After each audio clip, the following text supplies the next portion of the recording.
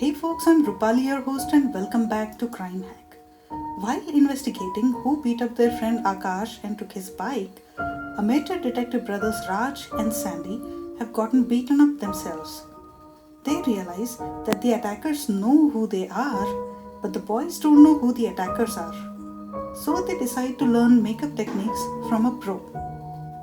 One day, on their way to meet friends for trekking trip, they spot the stolen bike right ahead of them and change course to follow it. The suspects on the bike split up, and so do Raj and Sandy. But both of them fail at their mission and the trek is called off too. Reaching home, they tell their mother about their investigation so far, and though worried, she doesn't stop them from pursuing their dreams of being detectives. Elated, they decide to go meet the makeup pro so the entire day isn't a failure. And now, Naik Brothers and the Mystery of the Catacombs Tunnels by Rupali Rajapathe Roti, Part 30. Brilliant! Sandy jumped with excitement. After all, the day may not close as a complete failure. Raj immediately placed a few calls and made the arrangements. He has a show tonight at the Bal Gandharva Rang Mandir. And guess what? He's offering us guest passes. Wow, that's cool. How about we take mom out for the play? She likes watching plays and there's nobody to take her along, said Sandy. Their father was out most of the time on duty and the boys had an inclination towards movies rather than stage shows. Well, at least till now. Their mother was overjoyed to hear about the plan, but then added suspiciously, "What made you guys want to take me to a theatre today?" Trying to butter me up, huh? She smiled good-naturedly, and the boys were embarrassed. Running a hand through his hair, Raj confessed, "Actually, Mom, we were going there for work." Then he explained, "You see, the bad guys know us by our faces, and we don't know who they are. So we wanted to learn disguising skills from this actor friend of ours. When he offered us guest passes for the show tonight, we thought, why not take you along?" Then he added unsurely, "That is, if you're okay with sticking around while we finish our business." He looked expectantly at his mother. "Sure, what the hell? I'll pick up some makeup tips for myself." She winked. "But later we will have dinner outside. I'm not coming home to the same old kitchen." "Girls," Sandy shook his head in fake dejection. So it was going to be a family night out, and they soon got dressed up and ready to leave. Their mother usually preferred the car, but today being the Sunday eve, they expected a lot of traffic in the city. So after a quick discussion, they decided to take out the bikes. Reaching there, it was difficult to find their allotted seats. But by the end of the show, while their mother couldn't contain her excitement, the boys were thankful that it was finally over. But to keep their mother's heart, they pasted a fake smile over their faces and joined the friendly discussion about the play with her. With a lot of obstacles in their way, they somehow managed to get past the raving fans and the frenzied security personnel into the dressing room of Amit Ghone. He was seated at the dressing table, removing his makeup, and the boys couldn't help but exchange a bashful smile. Just 2 days ago, they had solemnly believed that makeup was all girls' stuff. But today they were standing in the dressing room of an actor to learn the skills of applying makeup.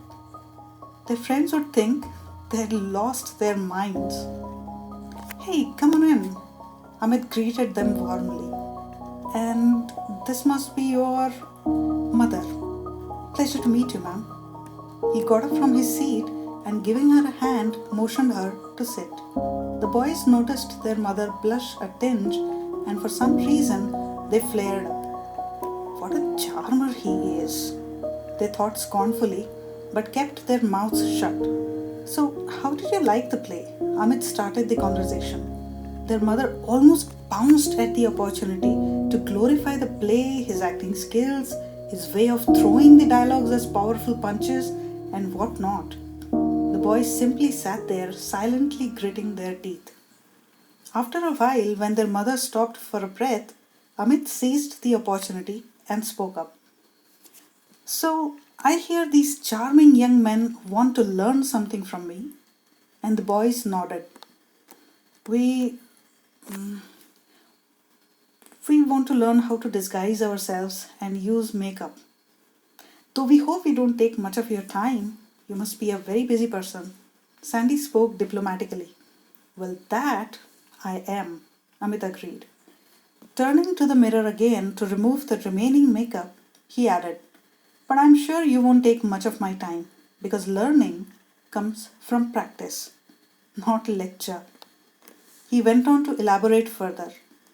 You see, disguise is all about how you carry yourself, your body language, your tone, your expressions, with, of course, a little bit of makeup. Whereas makeup alone is superficial. It's just skin deep. When I was growing up, I used to practice the walk of different kinds of people by walking behind them, mimicking them in a way. He gave a spurt of laughter. I remember one time when I was looking at the backside of a girl as she walked and was trying to walk like her when her brother caught me in the act. He suddenly held his hands around his head and said, "Ah, you must hear the whole episode. It's truly hilarious." He started his tale. Actually, I come from a small town and we had our college gathering once. We had decided to do a dance number, but because the song expected a girl to wear a short skirt and fancy attire, which is usually not seen in such a small town, no girl was ready to do the part. In those times, I was slim and fair and didn't look rugged like the other boys. So, I was chosen to play the part. He rolled his eyes. God, it was insane. We had told everyone in college that we were bringing a girl from town to play the part and had kept this whole thing hush-hush. For practice, I would follow every girl in the streets for days together, trying to learn their walk.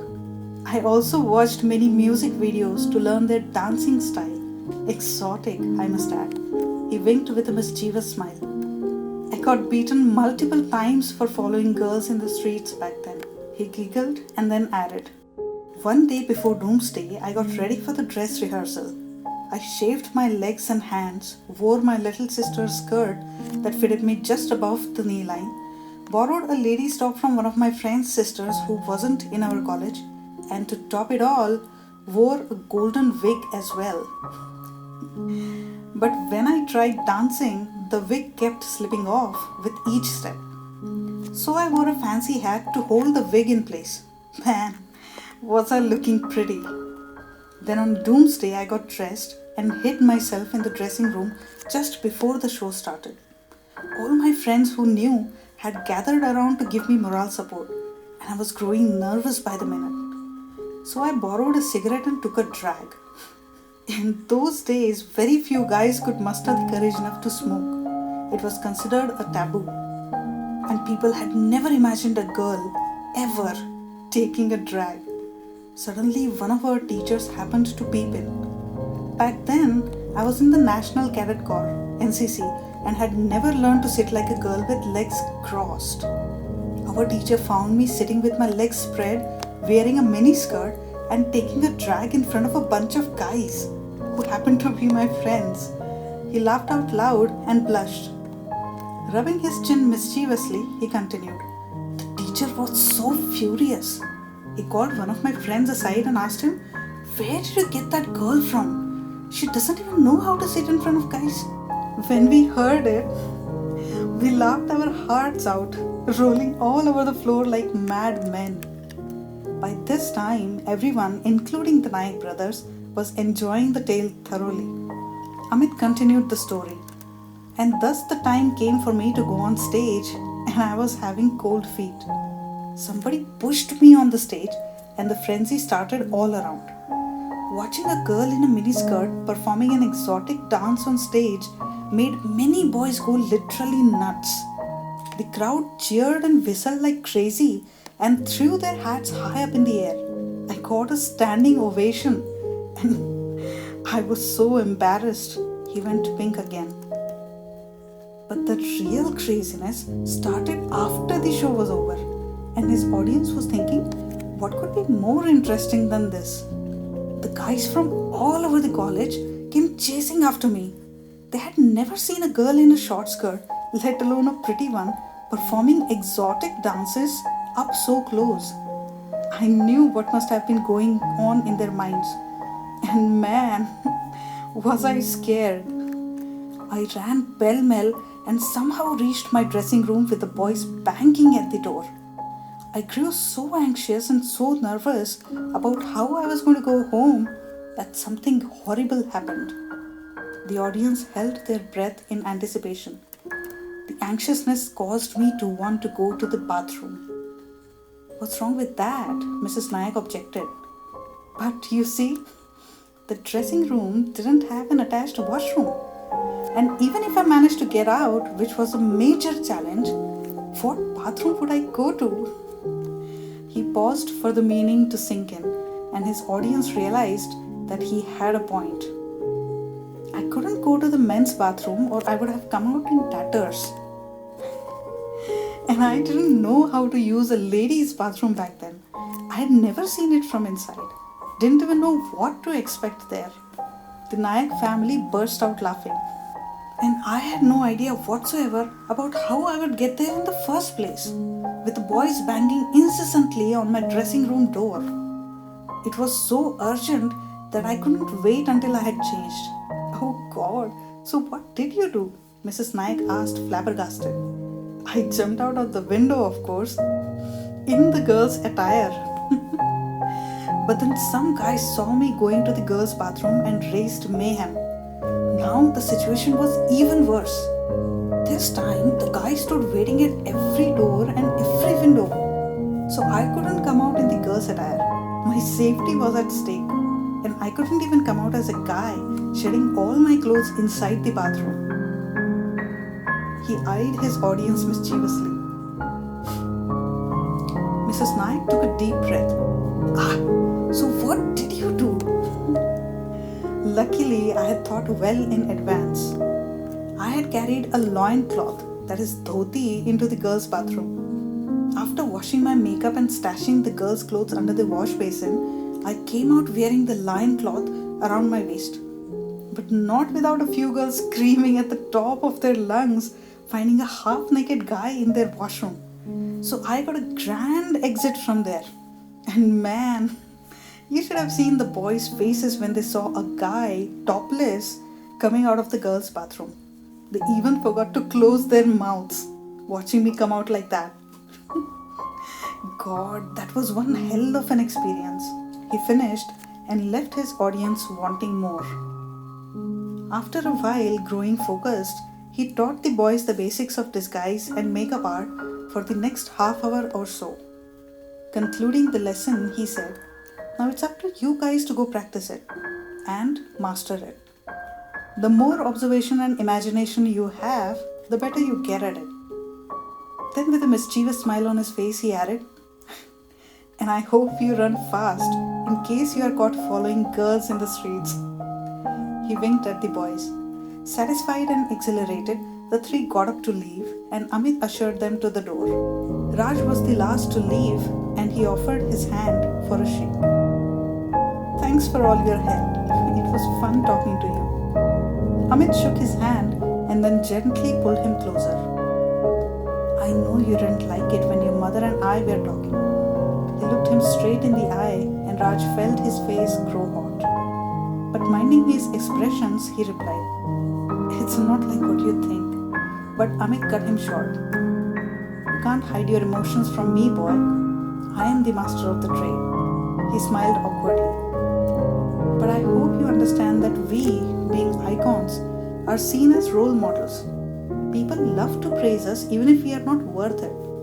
He paused and then continued, "And we must respond in the way they expect us to.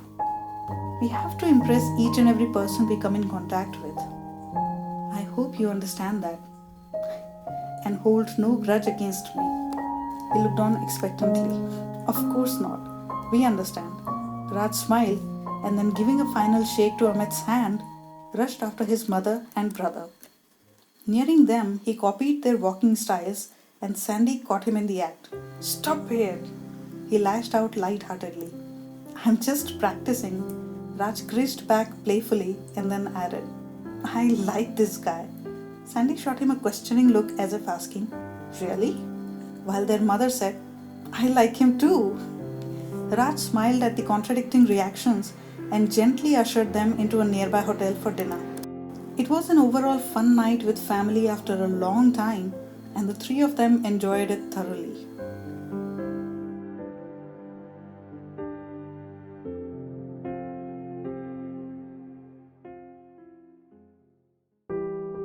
So friends, if you are enjoying the story so far, please share your love and give us a thumbs up, subscribe to our channel and share this interesting story with your friends too. Until next time, keep safe. Namaste.